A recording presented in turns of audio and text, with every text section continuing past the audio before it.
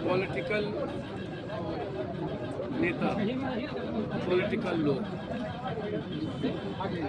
जब किसी गलत आदमी को प्रश्रय देता है या शराब माफिया, बालू माफिया, जमीन माफिया को सत्ता संरक्षित हो जाए और विपक्ष भी मौन हो जाए, विपक्ष की भूमिका भी वही हो जाए, सत्ता पक्ष पूरा इन्वॉल्व हो और गलत लोगों को प्रश्रय देकर सत्ता पक्ष से भी लगातार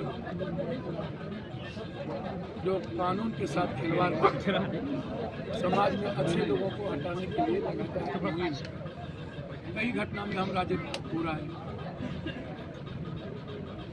हम तो खुद लाश उठाते उठाते हम लाश ही में आते हैं, हम मोतिहारी में लाश उठाते उठाते थे।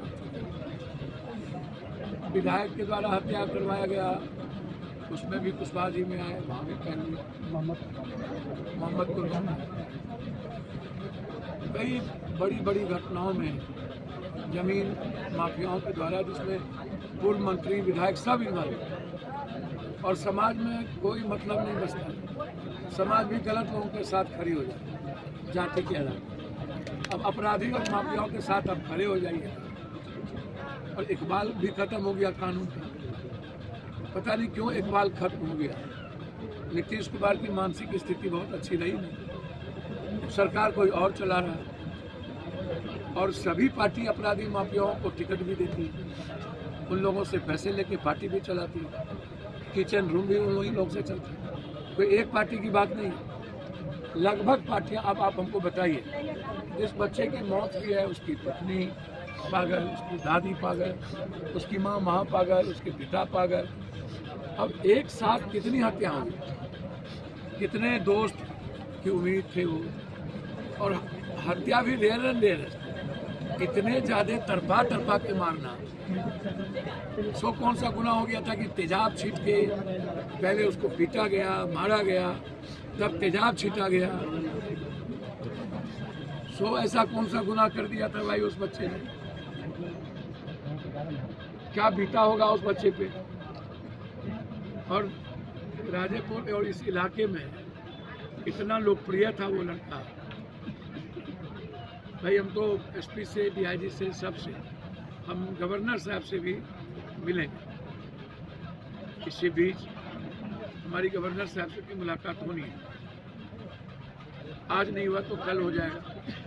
मैं इस घटना को गवर्नर साहब से कोशिश करूंगा इसकी एसआईटी जांच, और जो एमपी या जो नेता इस केस में अपने दलाल और अपने शराब माफिया को बचाना चाहता है वो नहीं होगा, उनकी जितनी ताकत है वो लगा ले।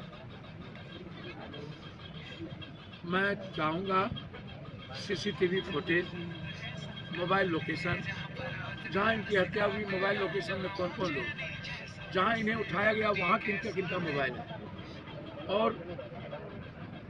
मोबाइल का कॉल डिटेल निकाला जाए कि हत्या करने वाले से कब कब क्या क्या बातचीत हुई इनकी, और उस मोबाइल कॉल डिटेल में कौन कौन लोग इन्वॉल्व है, पीछे में कौन है। तो इस परिवार की सुरक्षा के साथ हम मुआवजा की भी मांग करेंगे, और 3 महीने के अंदर स्पीडी ट्रायल हो, एसआईटी जांच हो, और एसएफएल रिपोर्ट से लेकर जो टेक्निकल जांच साइंटिफिक तरीके से ही हो, ताकि कोई बचे नहीं और इस परिवार को न्याय मिल सके। एक मौत नहीं हुई है, लगभग एक परिवार की मौत हो गई। उनके पिताजी 6 भाई हैं और पूरा परिवार मार मार, सपना खत्म हो गया। एक उम्मीद था इस घर को, इस इलाके के नौजवानों को, हंसता हुआ वो चेहरा बिल्कुल सदा के लिए भगवान के घर चला। क्यों ऐसा होता है मुझे नहीं पता।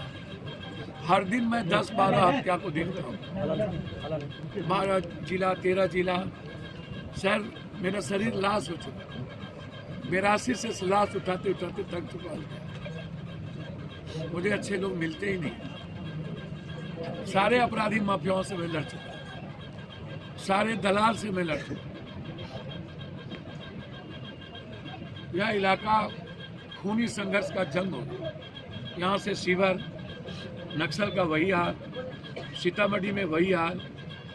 जब सीतामढ़ी जाओ किसी न किसी मौत में जाओ, जब शिवर जाओ किसी न किसी की लाश को उठाने जाओ, जब मोतिहारी आओ आज से थोड़ी 81 में 82 में जब caste cane and crime 3C, caste cane and crime, cane गन्ना, क्राइम अपराध कास्ट, ये 3 चीज से मोतिहारी बेटियां परेशान हैं। अब जमीन बालू शराब से परेशान